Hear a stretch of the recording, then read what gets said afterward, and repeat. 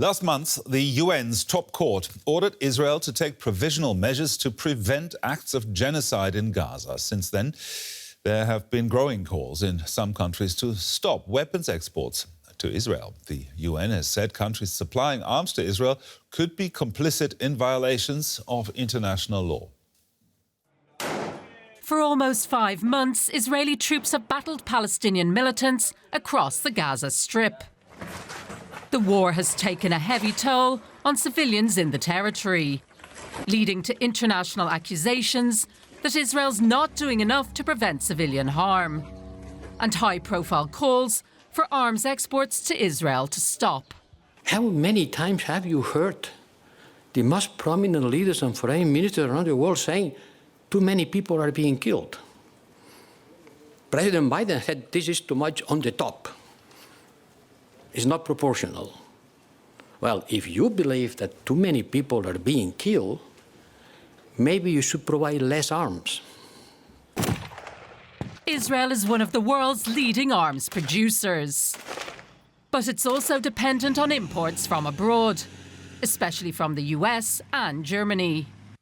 According to the Stockholm International Peace Research Institute, 67% of Israel's imports of major weapons came from the US from 2013 to 2022, 28% from Germany and 5% from Italy.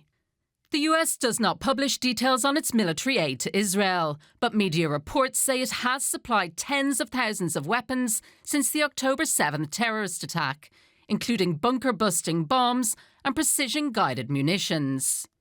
In 2022, Germany approved the sale of €32.3 million worth of defence equipment to Israel. That figure rose tenfold in 2023 to €326.5 million. Most of the permits were granted after October 7th and included portable anti-tank weapons and ammunition. Amid concerns that supplying weapons for the war in Gaza may violate international humanitarian law, Italy and Spain say they have halted all arms exports to Israel.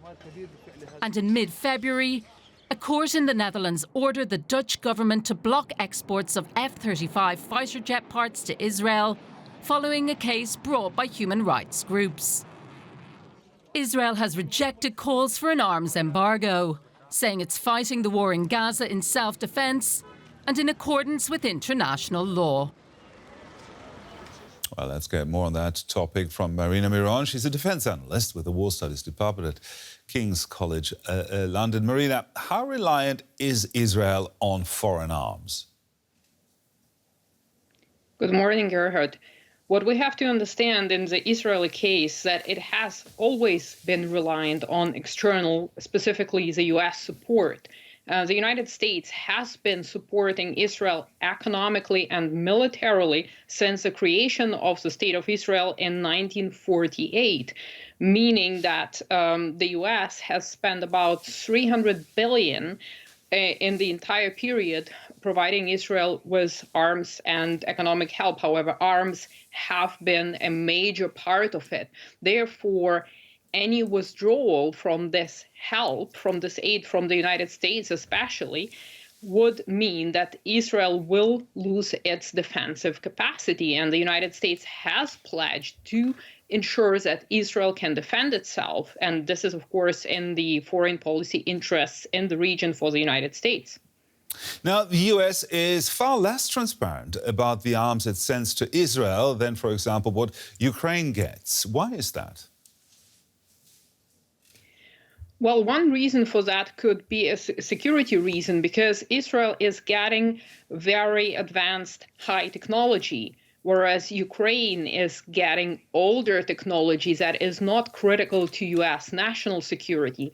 Therefore, those contracts might not be as transparent. However, in some cases, we do get to know what Israel gets, because Israel is always the first to get their hands on a more advanced military technology amongst other Middle Eastern countries such as Saudi Arabia, who are also purchasing military equipment from the United States. So the lack of transparency in this domain might increase the chances that the adversaries of Israel cannot prepare in advance for a specific type of weapon.